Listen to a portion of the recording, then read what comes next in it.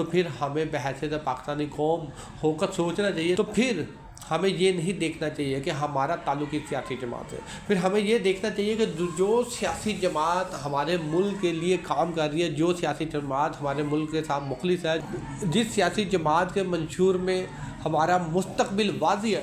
बिस्मिल्लाहिर्रहमानिर्रहीम, अस्सलाम वालेकुम। उम्मीद करता हूँ अल्लाह के फजल करम से आप सब खैरियत से होंगे। नाज़रीन, हम पाकिस्तानी एक तरफ तो वतन अज़ीज़ से मोहब्बत करने का वाहलाना अजहार करते हैं, लेकिन जो तकाज़े हैं वो पूरे अदा नहीं करते। अक़वाम आलम में हमारे मुल्क की क्या इज़्ज़त है, अक़वाम आलम में हम पाकिस्तानियों की क्या हैसियत है। महंगाई, बेरोज़गारी, गुर्बत जैसे संजीदा मसाइल से हम आज तक जो है वो छुटकारा नहीं पा सकते। 77 साल एक बहुत लंबा अरसा होता है। इस बहुत लंबे अरसे में हम तरक्की ना कर सके। IMF के सामने हम घुटने टेक देते हैं अपने मुल्क की मफादात की कुर्बानी देकर। हमने हमेशा सियासतदानों को कसूरवार ठहराया।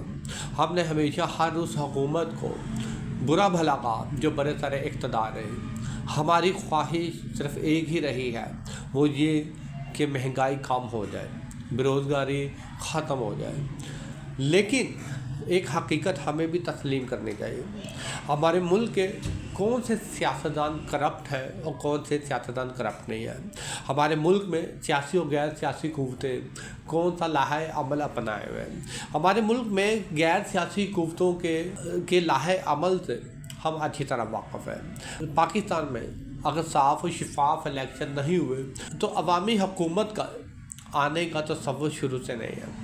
जब हमें अपने मुल्क की सियासी सूरत हाल का पता है, जब हमें अपने मुल्क के सियासतदानों की करप्शन का पता है, जब हमें अपने मुल्क में मौजूद तमाम सियासी पार्टियों के तरीक़ा वारदात का इल्म है, जब हमें मालूम है कि कौन सी सियासी पार्टी मुल्क के लिए क्या किरदार अदा करती रही है, जब हमें मालूम है कि इस वक्त मौजूदा सियासी हालात के अंदर कौन मुल्क का सोच रहा है, कौन मुल्क का नहीं सोच रहा, जब हमें मालूम है कि कौन सही है कौन गलत है, इसके बावजूद बहैसियत पाकिस्तानी कौम मुत्तहद होकर हम कुछ नहीं कर पा रहे। पाकिस्तानी कौम का सियासी जमातों में बंटवारा हो चुका है।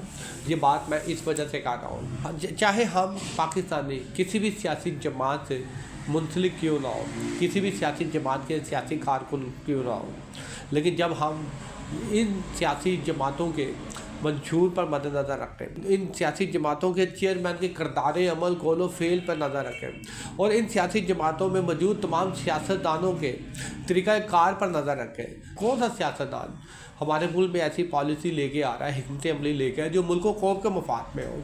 अगर नहीं है तो फिर हमें बहैसियत पाकिस्तानी कौम होकर सोचना चाहिए। तो फिर हमें ये नहीं देखना चाहिए कि हमारा ताल्लुक किस सियासी जमात से, फिर हमें ये देखना चाहिए कि जो सियासी जमात हमारे मुल्क के लिए काम कर रही है, जो सियासी जमात हमारे मुल्क के साथ मुखलिस है, जिस सियासी जमात के मंशूर में हमारा मुस्तकबिल वाज़ी है, तो तमाम पाकिस्तानियों को मुत्तहद होकर मुल्क को कौम का सोचना चाहिए, उसी सियासी जमात को सपोर्ट करना चाहिए ताकि आने वाला वक्त हमारे लिए खुशहाल हो। शुक्रिया।